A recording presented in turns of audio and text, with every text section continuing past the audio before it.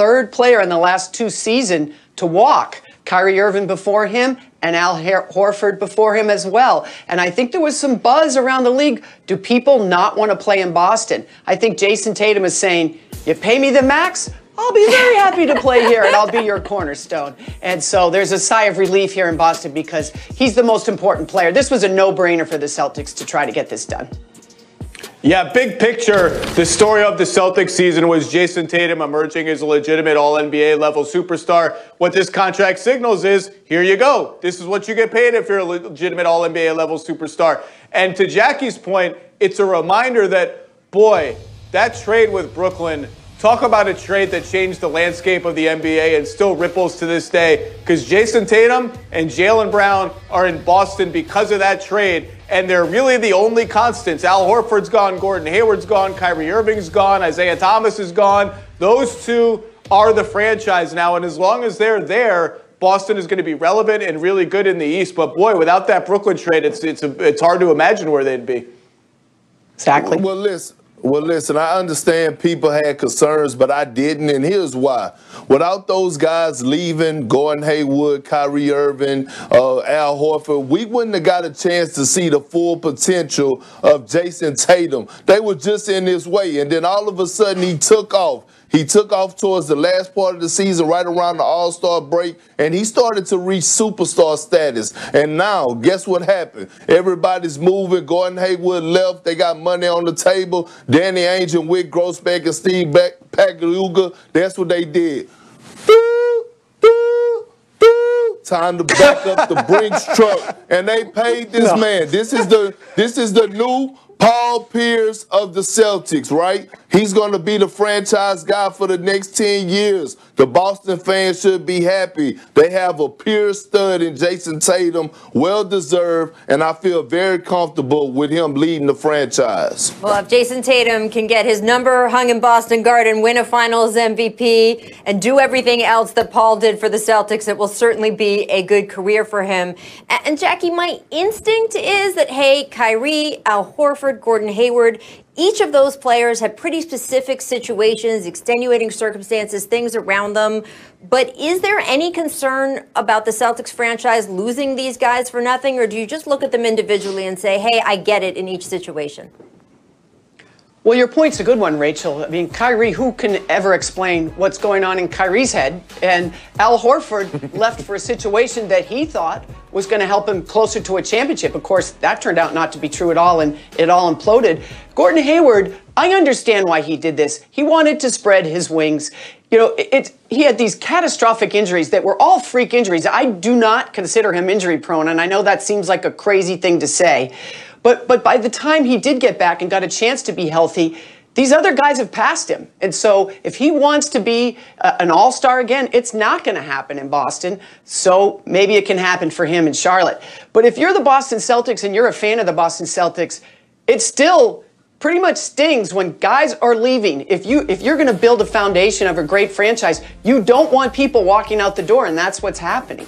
Well, it will be interesting to see as they go forward. Going off that Tatum extension, I want to get to a bigger picture because the 2017 draft class in general has been cashing in with the extensions all over the board, but one notable exception, Bam Adebayo. Now, we assume the Heat are trying to maintain cap flexibility for 2021, but Zach, is there pressure on the Heat to extend Bam now? And what are you hearing from Bam and his agent about what their expectations are for this offseason?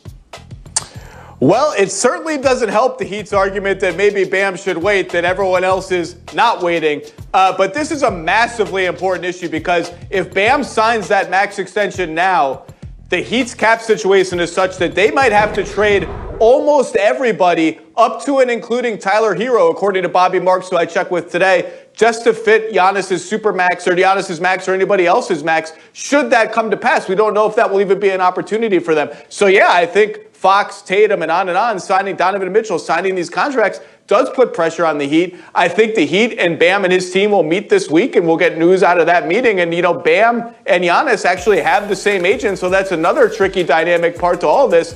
We'll see how much pressure they exert.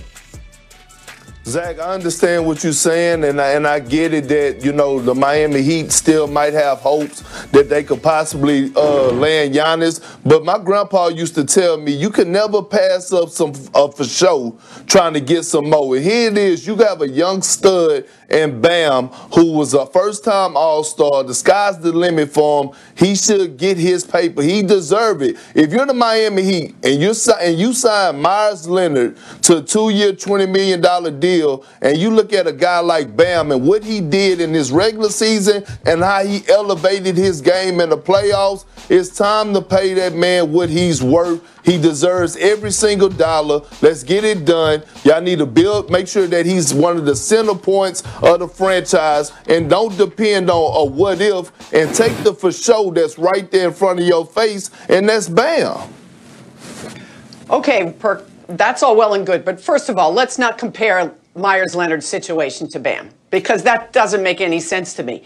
If you're Bam and the Heat come to you and say, you are our cornerstone, we're going to take care of you, we swear, but we want to help you win a championship, and if you can be patient just a little longer, we want to see how this plays out so we can have Giannis next to you and you can win a championship together. I don't think that's unreasonable from a franchise point of view. Now, if it gets to a point where Bam and his agents say, listen, fish or cut bait, then you have a decision to make. But to buy a little time here, Giannis hasn't made up his mind yet, as far as we know. We haven't certainly heard one way or another whether he's going to sign that Supermax. It's just prudent on everybody's part to wait a little longer. Well, yeah, Jackie.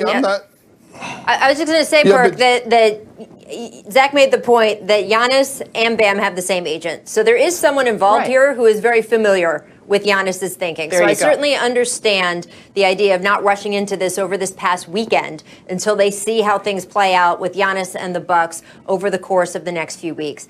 That being said, and Jackie, look, we can all look at the numbers and say, yes, it would be better for the Heat as an organization if they can have Bam wait. They do give him that full reward next offseason that will give them more flexibility if Giannis, or frankly, an opportunity for another big free agent comes in to help him in 2021. But with all the injuries you have seen around the league, major injuries to major players, if you were on the other side of that, as you point out, Jackie, really good speech from the Heat, very prudent, makes a lot of sense, would you still feel comfortable taking that risk?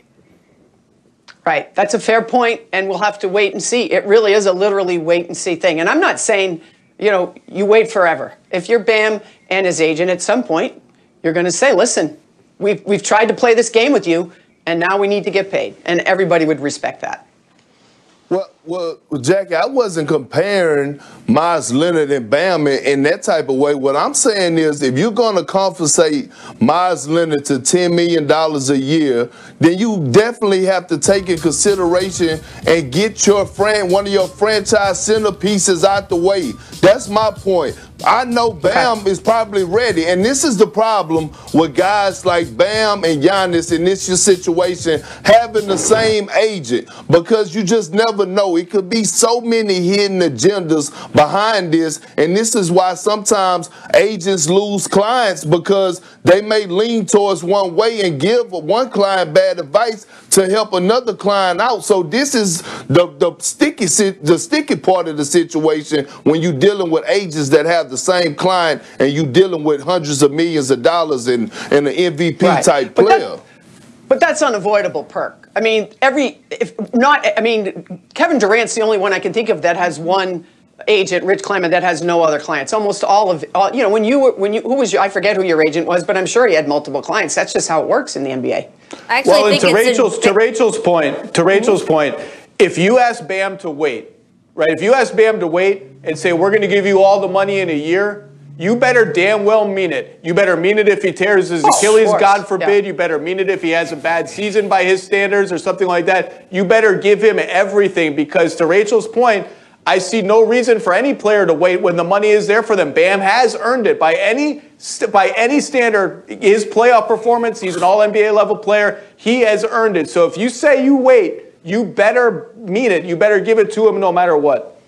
Yeah, and look, I actually think it's to Bam's advantage in this case that he has the same agent as Giannis, Perk. I would say that gives him a window into the thinking of the big domino piece that might be affecting his situation. So I think it's actually good for Bam that Alex is both the agent for him and for Giannis, but it is interesting, and it is a case of what might be best for the team big picture versus what might be best for the player, which then again the next offseason turns into what's also best for the player who wants to compete with the team to win a championship. So it's all interwoven and a problem that the Heat are going to have to work out. Zach Lowe, thank you so much for joining us.